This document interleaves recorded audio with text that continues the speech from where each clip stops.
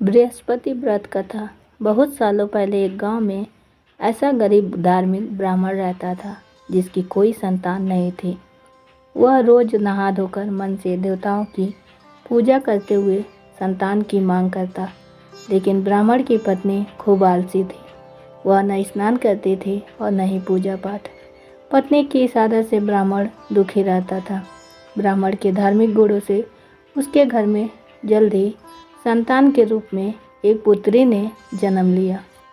उसकी पुत्री भी ब्राह्मण की ही तरह धार्मिक थी।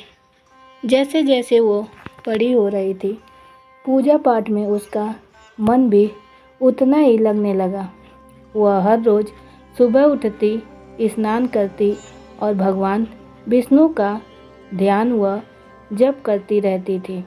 इसी तरह वो बृहस्पतिवार का उपवास भी करने लगी। इससे ब्राह्मण के घर की गरीबी भी दूर होती गई। हर दिन पूजा पाठ करने के बाद वह पढ़ने के लिए स्कूल भी जाती थी। स्कूल जाते समय वह अपनी हाथों की मुट्ठियों में जौ भरकर स्कूल के रास्ते में गिराती जाती थी। जब वह स्कूल से वापस घर के लिए आती तो गिराए हुए जौ के दाने में सोने में बदल जाते थे, जिन्हें उठाकर वह घर लेकर चली आती थी।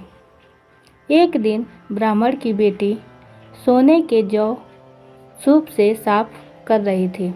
तभी वहां आकर उसकी माँ ने कहा, बेटी, सोने के जौ को साफ करने के लिए सोने का सूप होना चाहिए। ब्राह्मण की बेटी को माँ की बात एकदम सही लगने लगी। उसके अगले दिन बृहस्पतिवार को उपवास रखने के बाद उस लड़की ने बृहस्पति देव से सोने का सूप मांगा। ब्राह्मण की बेटी हर बार पूरे विधि विधान से बृहस्पति देव की पूजा अर्चना किया करती थी।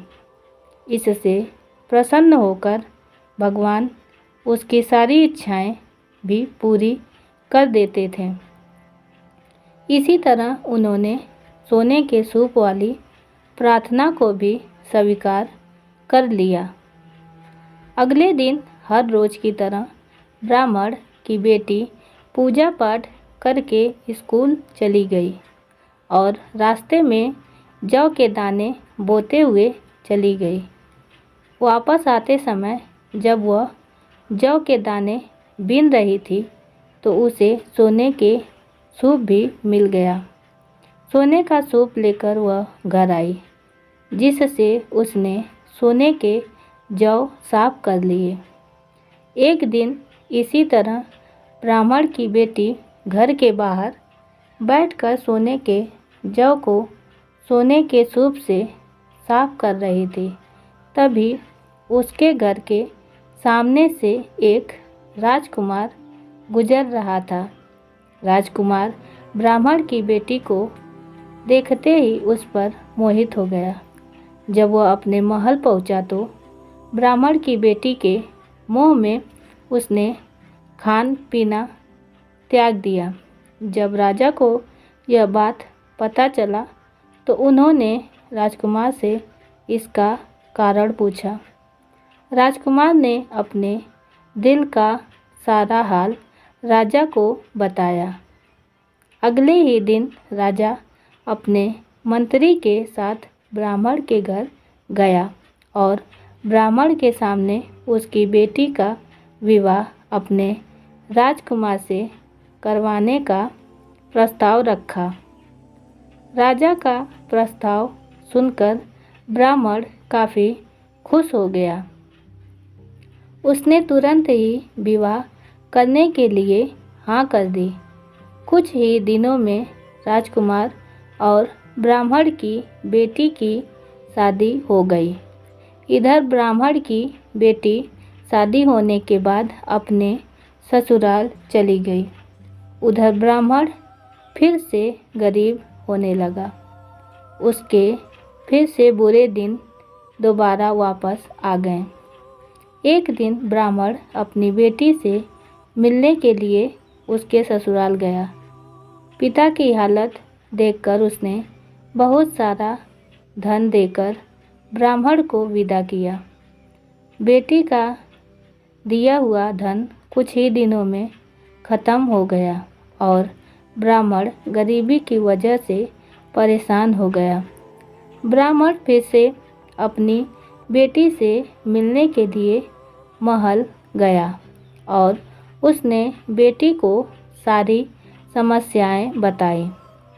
अपने गरीब ब्राह्मण पिता की सारी बात सुनकर उसकी बेटी ने कहा, पिताजी, कल आप माँ को लेकर मेरे पास आएं। मैं उन्हें बृहस्पति देव के उपवास और पूजन की विधि बताऊंगी। इसे करने से सारी समस्याएं दूर हो जाएंगी। ब्राह्मण ने ऐसा ही किया। अगले दिन वह अपनी पत्नी को लेकर महल में बेटी से मिलने के लिए गया। पुत्री ने अपनी माँ को बहुत समझाया कि उन्हें आलस त्याग कर सुबह स्नान करना चाहिए और भगवान विष्णु की पूजा करनी चाहिए। लेकिन ब्राह्मण की पत्नी ने उसकी एक भी बात नहीं सुनी। वह अभी भी पहले की ही तरह रहती थी। माँ की ऐसी हरकतों से तंग आकर एक दिन उसकी पुत्री ने माँ को एक कोठरी में बंद कर दिया। उसे जबरन सुबह स्नान करवाया और भगवान विष्णु की पूजा अर्चना करवाई। इससे उसकी माँ की बुद्धि में सुधार हो गया। अगले ही दिन से ब्राह्मण की पत्नी सुबह जल्दी उठती, स्नान करती और भगवान विष्णु की पूजा किया करती। साथ ही बेटी के बताए अनुसार हर बृहस्पतिवार के दिन वह उपवास भी करने लगी। इससे प्रसन्न होकर बृहस्पति देव ने उसकी सारी गरीबी और समस्याएं दूर कर दी। फिर वह एक सुखी और संपन्न जीवन जीने लगे। इस व्रत के प्रभाव से मृत्यु के बाद ब्राह्मण और उसकी पत्नी को स्वर्ग का द्वार भी मिला। आलस्य करने से किसी भी तरह का काम नहीं बनता है। आलस्य को छोड़कर सुबह जल्दी उठकर पूजा पाठ की जाए तो मन भी शांत रहता है और हर मनोकामनाएं भी पूरी होती हैं। उम्मीद है आपको हमारी कहानी पसंद आई होगी।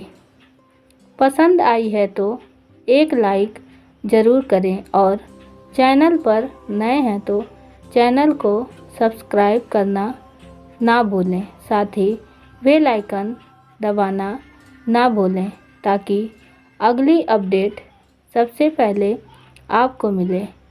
धन्यवाद। राधे राधे।